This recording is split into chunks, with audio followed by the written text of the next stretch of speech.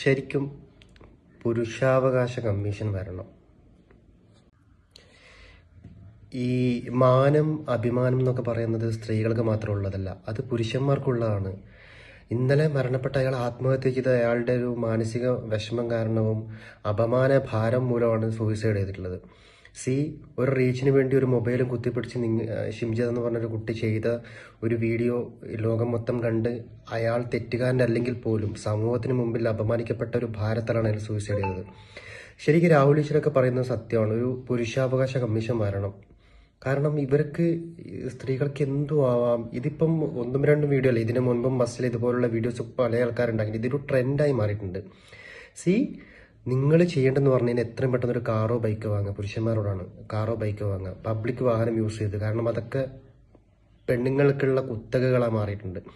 അവർക്ക് യാത്ര ചെയ്യാനും അവരുടെ മേഹത്തൊന്ന്, നമുക്കറിയാം രാവിലെയും വൈകിട്ടൊക്കെ ഈ സ്കൂൾ പിള്ളേരൊക്കെ ഉള്ള റഷ് ടൈമിൽ ഒന്ന് കയറിപ്പ് കഴിഞ്ഞ് കഴിഞ്ഞാൽ നമ്മളൊക്കെ ഇങ്ങനെ കൂട്ടിമുട്ടി നിൽക്കുന്ന ഒരു അവസ്ഥയാണ്. അപ്പോൾ ആ സമയത്തൊന്ന് ടച്ച് ചെയ്താൽ പോലും ഇതുപോലെ വീഡിയോ ഇറക്കിയിട്ട് മാനം കെടുത്തില്ല, അതെന്താണ് ഉറപ്പ്? അതുകൊണ്ട് തന്നെ എത്രയും പെട്ടെന്ന് ഒരു വാഹനം വാങ്ങുന്നതാണ്.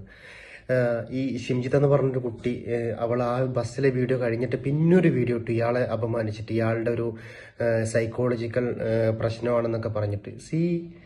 എന്ത് വില കുറഞ്ഞ ആരോപണമാണ് ഇതൊക്കെ എന്ന് പറയുന്നത്. ഇപ്പം ഒരു ട്രെൻഡായി മാറിയ കണക്കിന് ഒരു റീച്ചിന് വേണ്ടി ഒരാളുടെ ജീവൻ കളഞ്ഞപ്പോൾ ആ മോള് വിചാരിച്ച്, ഷിംജിത എന്ന് പറഞ്ഞ മോള് വിചാരിച്ചാണല്ലോ ഇത്രയും വലിയ പ്രശ്നം വരുന്നത്. മോളെ ഇപ്പോൾ രാഹുൽ ഈശ്വർ കേസ് കൊടുത്തു. ഒരുപാട് വക്കീലന്മാരും, എനിക്ക് തോന്നുന്നു 5-8 കേസ് ഇപ്പം തന്നെ നിലവിലായി. പുള്ളിക്കാരൻ്റെ ഫാമിലി കേസ് കൊടുത്തു.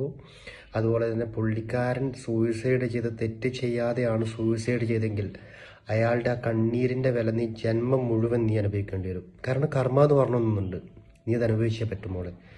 ആൾക്കാരുടെ മുമ്പിൽ ഷോ ഓഫ് കാണിച്ച് മറ്റുള്ളവരുടെ ജീവിതം വെച്ചുകൊണ്ടല്ല ഷോ ഓഫ് കാണിക്കേണ്ടത്.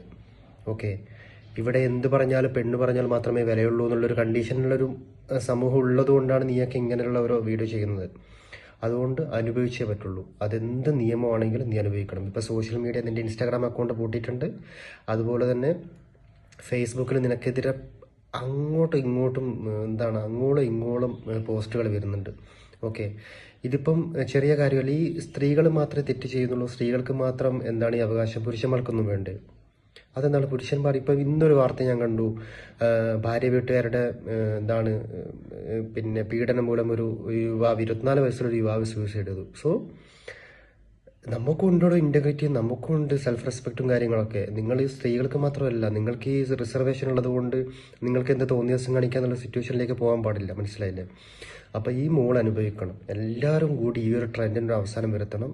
പിന്നെ കഴിയുന്നതും ഒരു സ്ത്രീയുടെയും ദേഹത്ത് മുട്ടാൻ പോലും നമ്മൾ ശ്രമിക്കരുത്. അതായത് ഇൻ കേസ് ഒരു തിരക്കുള്ള ബസ്സിലാണെങ്കിലും ട്രെയിനിലാണെങ്കിലും വല്ല ചട്ടയും പടച്ചട്ടയും ഇട്ടിട്ട് നിങ്ങൾ പോകണം, വല്ല ഇരുമ്പിൻ്റെയോ. അങ്ങനെ ഇനി അതൊക്കെ വഴിയുള്ളൂ. കാരണം അങ്ങനത്തെ ഒരു സിറ്റുവേഷനിലേക്ക് പോവുകയാണ്. എന്തും പുരുഷന്മാരെന്തോ കാമക്കരടികളും ഇവളുമാരെന്തോ വേറെന്തോ ആണെന്നുള്ളൊരു കണ്ടീഷനിലേക്ക് പോവുകയാണ്. സൊസൈറ്റി തന്നെ അങ്ങനത്തെ ഒരു എന്തിനാണ് ഇങ്ങനത്തെ ഡിഫമേഷൻ വീഡിയോസ് ചെയ്തിട്ട് ഒരാളുടെ ജീവിതം നശിപ്പിക്കുന്നത്? അയാൾ സൂയിസൈഡ് ചെയ്തപ്പോൾ അയാൾക്കൊരു ഫാമിലി ഉണ്ടെന്ന് ഈ ഷിംജിത വിചാരിച്ചില്ലേ? അതുകൊണ്ട് ഇതിനൊരു അന്ത്യം വേണം. ഓക്കെ, പുരുഷന്മാർക്കൊരു കമ്മീഷൻ വേണം. പുരുഷന്മാരും ഒരുപാട് പ്രശ്നങ്ങൾ അനുഭവിക്കുന്നുണ്ട്, സ്ത്രീകൾക്ക് മാത്രമല്ല. ഇങ്ങനെയുള്ള ചില പെണ്ണൊരുമ്പട്ടാലെന്ന് കേട്ടിട്ടുള്ളൂ. ഇങ്ങനെയുള്ള ചില സ്ത്രീകൾ കാരണം ചിലരുടെ ജീവൻ പോകുന്നുണ്ട്. എല്ലാവരും ഇതിനൊരു അറുതി വരുത്തിയേ പാടുള്ളൂ, അതിനൊരു തീരുമാനം ഉണ്ടാക്കിയേ പറ്റുള്ളൂ. Okay, by.